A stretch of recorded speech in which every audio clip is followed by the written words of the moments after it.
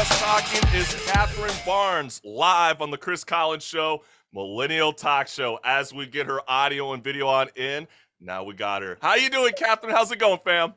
It's going. Good to see you. It is going. That is absolutely right. And I know the best way to move this locomotive is we have the official trailer for Yes, No, Maybe So. And I think that is the perfect time before we get into our conversation about your piece. Here it is. Let's play it right now. All right. Rock and roll, Marissa. Let's get it, fam.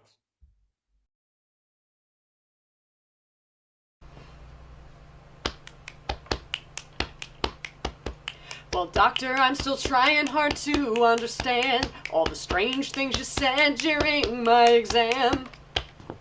Do you normally not shave your legs? It's a good thing I have an appointment with my therapist tomorrow. Well, Catherine, you could have told him that it was inappropriate. I am Professor Sarah P. Outrage, your inner social justice warrior. Why are you so willing to make excuses for him? I mean, I really like you, Nathan. Oh boy, this was in 2007, before people were saying cringeworthy. But no one gets to grab my boobs if I don't give consent.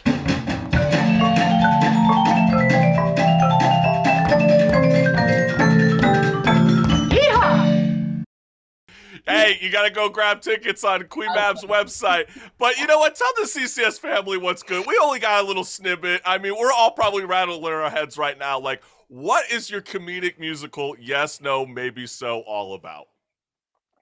It's all about consent and how much we all suck at it. I definitely thought I was the last person on planet Earth to ever write a show on that topic. I was working with director Jessica Lynn Johnson, and I was starting on writing a second solo show. I already did one that I took to a bunch of different fringe festivals over the past couple of years. And I wrote, the first scene I wrote was actually that song that you guys just saw with the, no one gets to, yeah, that was the first scene that I wrote. And at first it was a scene, it wasn't a song. And then the next thing that happened was I had that very strange doctor's appointment. And I thought that my show was going to be about being a musician in San Diego, where I live, and about how hard that is and all of those kinds of things. But then I had that appointment and I was so upset, I turned it into a scene. And then I realized, oh my God, there's a theme here. And I was like, but I don't want to write about this because I know I've made a lot of mistakes. I don't want to be miscontent because, I think I'm a poor role model. And Jessica said, dude, that's why you got to write about it. But why did you want to tackle, in your words, the thorny subjects of consent and boundaries? Like, what does boundaries and consent mean to you? Well, I think I wanted to just because I see boundary violations happening so often. It's just part of the norm in this culture. I mean, I'm a teacher, and it's so funny because I look at, like with my students, we take them every day to this place that they don't want to go, and we make them do things that they don't want to do. And we do this all day long. And then we expect them to understand like how to say yes and no and how to trust themselves. And it's just, it's a problem. Absolutely. And Catherine, I have to ask you because it's in the title of your musical, not mine, yours. Mine. And if I heard a beautiful woman tell me maybe, I'm instantly feeling that I'm about to score. Am I right? I mean, most guys would assume that. I would assume the CCS family would defend me. But what's the consent? Are we both on maybe? I mean, how does that work? Okay, well, first of all, I love how honest you are about that, because I can't tell you how many times I've said to a guy, like, I've even said, this is what I'm willing to do and nothing more than this. And the guy has said, okay. And then I've, gone back to their place, and the next thing I know, there's a dick in my face. And I said,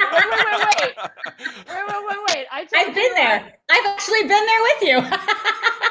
Right? But okay, I guess the thing that I'm trying to comprehend is, like, when you say, I grew up in the era of watching American Pie. So, like, when I hear maybe, is that like a come on, or do we need time? I mean, what do we need to know in 2021? About maybe? Okay, well, I would say, and, Marissa, you can tell me what you think about this, because it's great to have some backup here as I talk about this.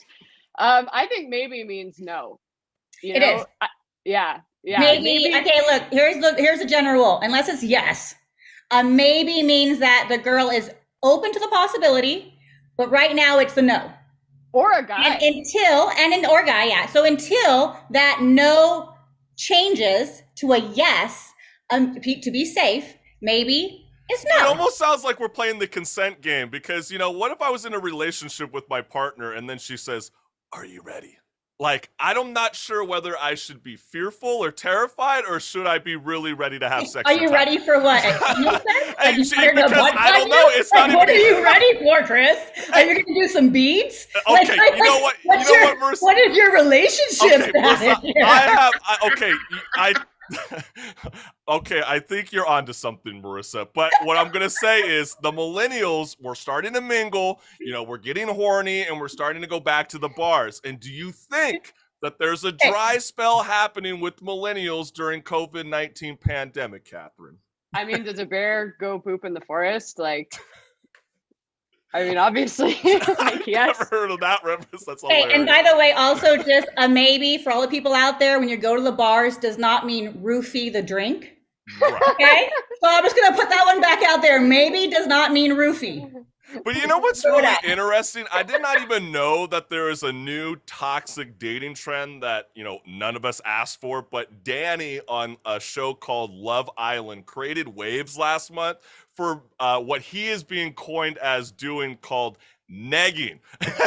Have you heard of this term? Oh, you don't Catherine? know about negging? Where are you been, Chris Collins? Okay, well, since you're the one that knows it, why don't you explain to the listening audience what negging means? Because I had no idea what this meant. Oh, negging's ancient. So it's from, there's this thing called the pickup artists community, and it's, I don't know, it's I guess supposed to make men somehow feel like they're retaining their power and privilege in a world where women are starting to gain that. And so it's all these books about how to just pick up women, which I guess is just sleep with them and then disappear. Although I don't understand why you need a book on how to do that. I think that's pretty simple, but whatever, these books exist. Okay. And one of the strategies is to use negging. So for example, if I'm hey, Chris Collins, you'd be a really good looking guy if you just didn't wear glasses. Oh, that's a neg.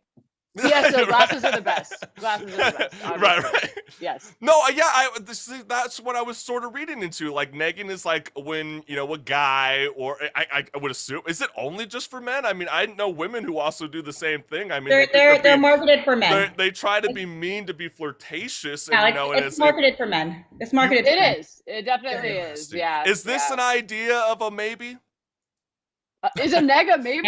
Wait, please don't. Especially, well, I mean, negging is supposed to be that idea where you ruin a girl's self-confidence, where you become more vulnerable in the advances. So you're starting playing this maybe game with the female. Am I right or am I wrong? I mean, is that not the right way to be thinking about this?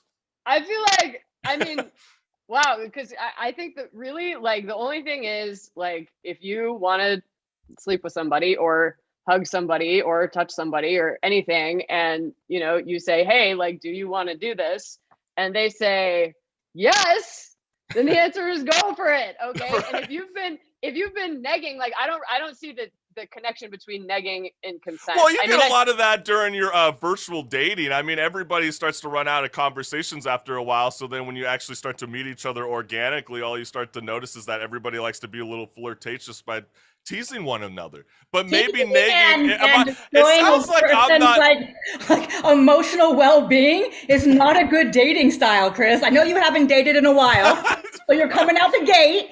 Let's not do negging. Let's do the flowers, some candy. Oh, okay, Let's say how beautiful you are today. How smart you are. Since Marissa likes to be talking about me a lot during this conversation of just talking, I think it's only fair that we throw this at Marissa, okay? And I need a Catherine support on this, because I know we all know that we've had quote unquote the talk with our parents at some point in time when we were younger. And I know Marissa has a child. We all love you, Lilac, if you're listening out there. But when should the mother and father realize it's time to have the sex talk? You're asking me this question? I am asking you this. You are the true guru on consent and boundaries. So we need to know, when is it time to bring up that sex talk?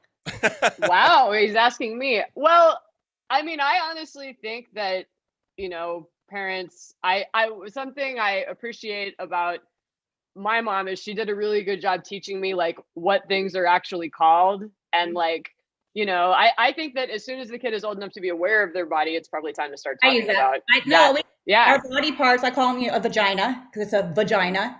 You know Right. what I mean? Stuff like that. And a pediatrician has always said that you want to call the child's anatomical body parts correct and reference it. Because also it normalizes our body, but it keeps you aware as a parent if someone is sexually predatoring your child and preparing for them. And I think, Yep.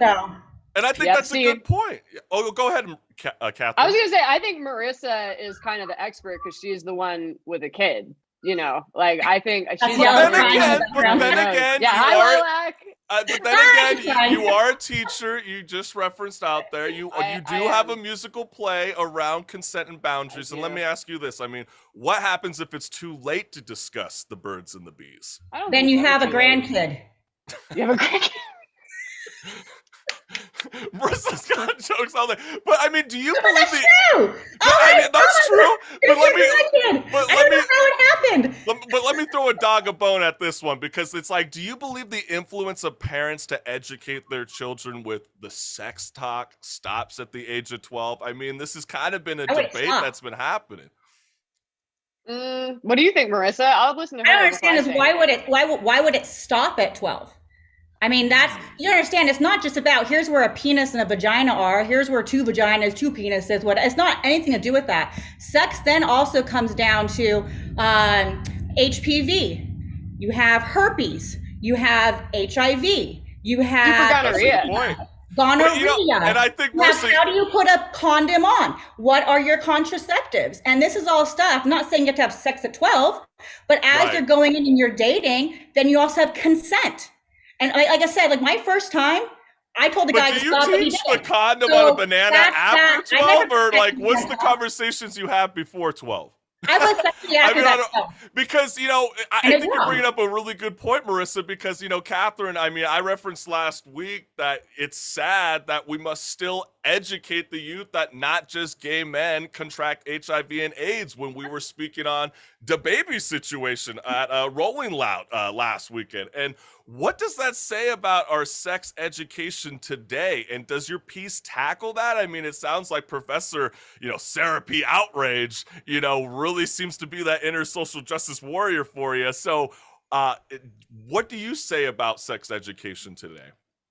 Well, that's a good question. I think, when I had that back in the day, definitely nobody talked about consent. There was nobody talked about, okay, yes means yes and no means no and maybe means no. That was not something that was said.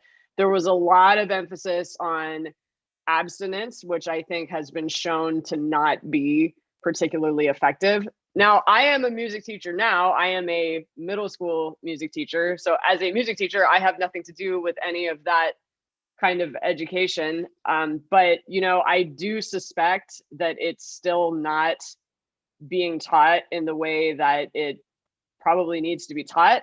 My show is focusing more on what it's like to be an adult navigating consent. There's the first couple scenes, I'm in high school and I'm in college and I'm making consent mistakes. And I think to answer your question, I definitely wish I had had a better education so that those things wouldn't have happened. But, this show is mostly focusing on consent among adults, and especially in situations where there's a power differential, like doctor and patient. And okay, gynecologist, just jumping on this because of your piece on the trailer. First off, I don't understand why men become gynecologists. Okay, I mean, it's cool. We all got to keep it clear, but I'm always like, what made you go? I'm gonna look at vaginas all day, but okay. Like one of my experiences, seriously, I had a male gynecologist and I would go in and one time he was like, oh, so pretty.